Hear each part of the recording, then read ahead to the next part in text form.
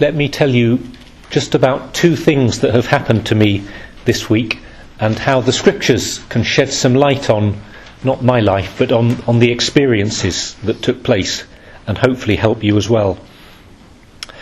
On Thursday, I gave a talk to 60 priests in the group of the Ordinariate in the United Kingdom. It was a lovely day together, and I was speaking about the kerygma. You've probably heard Pope Francis using this Greek word sometime in his talks, the kerygma. It simply means, in the Greek New Testament, preaching or proclamation.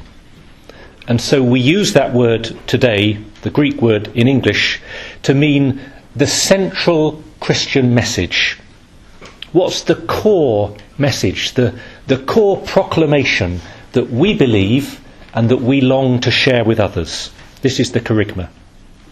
So this really annoyed the priests, because priests hate having to do things at meetings. I gave them all a blank sheet of paper and a pen, and I said, you have 30 words. That's your limit. 30 words to write down what you think, for you and your words, is the central Christian message, our core faith. And then I gave them 5 minutes, and then they shared, and I'd like to go through every one with you now, but it would take too long. 30 words. But today in the Gospel, Jesus is asking the disciples the same question, really. He says first, who do the crowds say I am? What's the noise? What's the buzz? But then he says, who do you say I am? Who do you say I am? Just as I asked the priests what they think of Jesus and the faith, I guess I'm asking you indirectly. Jesus asked the disciples, and he receives possibly the shortest answer in the Gospel, the shortest kerygma. Peter says, you are the Christ of God. 4 words. The Christ of God. And remember, Christ isn't a proper name. Yeah? Jesus Christ, it's not Jesus first name, Christ surname. That's what we often think, isn't it? Yeah. I believe in Jesus Christ, Mr. Christ. Christ is not a proper name. Christ is a title. Christ means the anointed one, the Messiah, and that's why it's got a definite article. You are the Christ, the anointed one, the Messiah, the one chosen by God to save his people. Just as the reference here to the Old Testament is above all to King David, who saved the Israelites from the Philistines. And Jesus accepts this answer. He doesn't contradict it, he accepts it, but he clarifies it and amplifies it.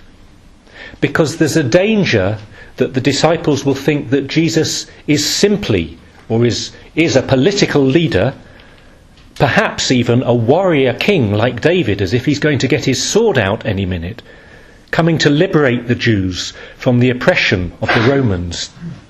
Well, he is coming to liberate us, but this is why he adds that the Son of Man is the one who will suffer grievously, be rejected by the political and religious establishment, be killed, and then be raised up on the 3rd day.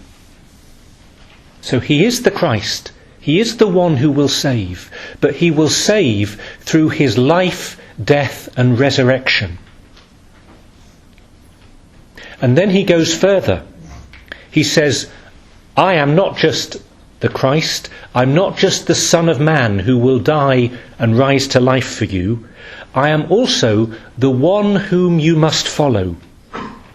And to follow Jesus, he says, involves renouncing oneself, taking up your cross, losing your life for his sake. So there's a whole discourse about the heart of Christian life, the heart of the Christian message. To put that into words, but to realise it always needs enriching and expanding. So just for you and me, it's good to ask ourselves, what do we believe about Jesus? And it's good to try to put it into words sometimes. Not to pretend we're getting the perfect answer. You're not writing a catechism. You're not being tested on this. But if we don't put it into words, we don't really know what we believe. And we can't deepen the initial words that we find and learn from them and even correct them or expand them. It's the fact of trying to put our faith into words for ourselves and then trying to share it with others. That's what makes the difference. And that's what's so significant in the gospel. Students are always telling me about the conversations they're getting into. I'm sure you've had conversations about faith at least once this academic year. Might have been very general, but possibly for some of you it's come to a direct question. Well, what do you believe as a Christian? Why do you believe it? Or much more simply, who is Jesus? And you having to answer, and you probably panicking a little bit. Oh, I'm not an expert, I'm not a theologian, I'm not a priest, blah, blah, blah. Well, they're asking you the question, not someone else. It was interesting, did you notice yesterday was UCL Open Day? So there were thousands of students, of school children, sixth formers, and just 2 feet behind them, thousands of parents coming to look round UCL and have tours and speeches and to see what it's like. So in a panic yesterday morning we thought, we need to be out greeting them. You can see how ahead of the game we are. This was at 10 to 10 yesterday morning. So we put Pope Francis on the steps again. He hasn't been there for about 9 months. So he was there with some wire to make sure no one stole him. And then on the opposite side of the road, for much of the day, there was a group of students, 1 or 2 or 3, myself coming in and out, with our yellow T-shirts, coincidentally, and it's pure coincidence, the same colour as the official UCL T-shirts. We had the yellow Vatican flag before they had their yellow T-shirts. Handing out postcards about being Catholic in London and about Newman House and about the chaplaincy. But just the reason I'm telling you that is that meeting one of the students, I gave her a bunch of postcards. And I realised she was a bit nervous because she'd never been out on the street to hand postcards out before. And of course she was thinking, what are they going to say to me? What if they ask me this and that? And me just reassuring her, don't worry, you don't have to memorise the catechism. Basically, no one's going to speak to you. Yeah, they're not interested in you. They just want to walk past you as quickly as possible. But smile, give the postcards out, and actually if people do speak to you, well, just chat. Ask them how they are. Ask them how the day's going. Tell them about the chaplaincy. If they tell you they're Catholic, say how wonderful. Come and visit the chapel if you want, it's open. But if they do talk about faith, don't be nervous. Just speak naturally, lovingly, from the heart. If you don't find the perfect answer, it doesn't matter. What matters is that you're trying to witness to what you believe. And actually, even your weakness and your insecurity and your lack of words, strangely, can be a witness to the fact that you're trying to express something important to you, even if you can't find the right words. It's good to do this sometimes. It's good when friends ask us. It's good to practice. So this is one little tip.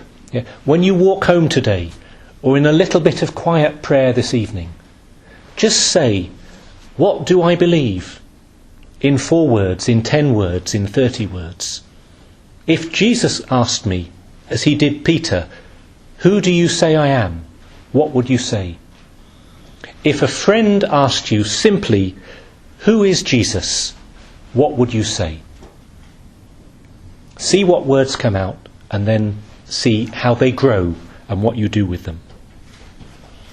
So, here's me saying, this is something very personal.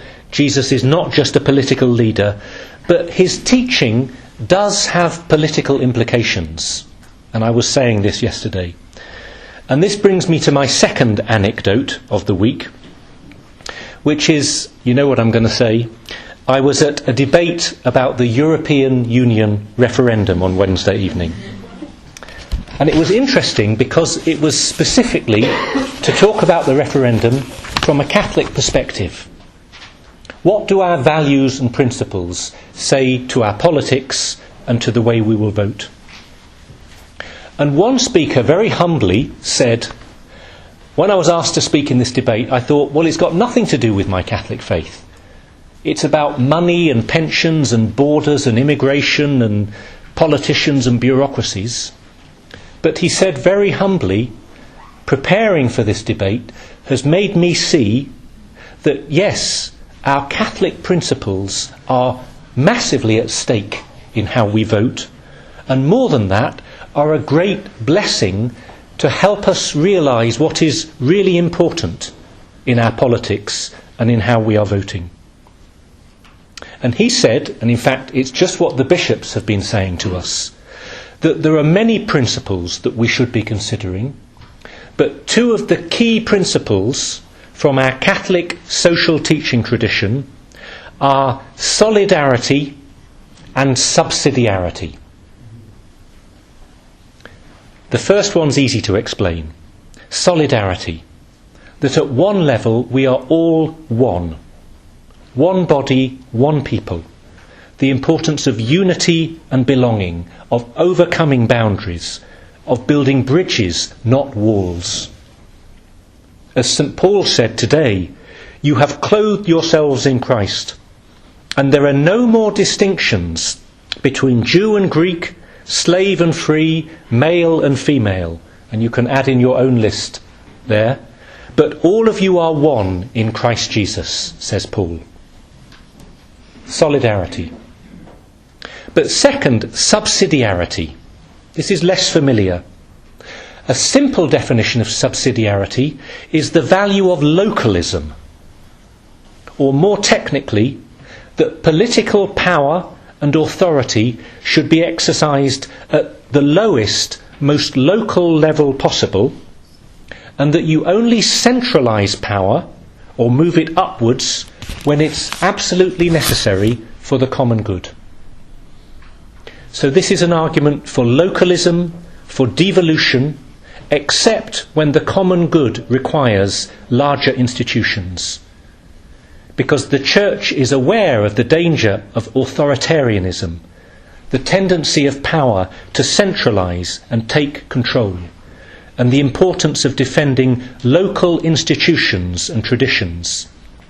If you like, it's an organic vision of social and political life. Solidarity, subsidiarity. OK, how do you vote then? Well, I'm not going to tell you, and our bishops, as a collective body, have not told us, thank goodness. But you see, the question is how to apply these principles to our political situation. And of course, both sides are arguing from Catholic principles for their position. You can say that the EU serves the solidarity of peoples and nations, and it allows subsidiarity to flourish. You emphasise solidarity, cooperation and unity. But you can also say that unity is better served through non-EU cooperation.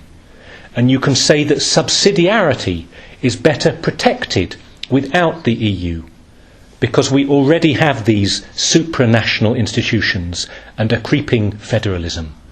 These are the two sides of the argument.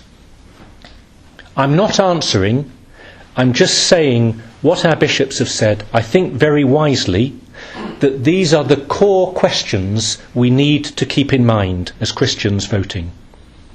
The EU debate is about many important things, and actually it's not for me to tell you what is most important to you. It is about wages and immigration and pensions and the economy and EU subsidies and rules about bananas and many other things, yeah? But at the heart, this referendum is about the common good. The common good of our own nation and the common good of Europe and the whole world.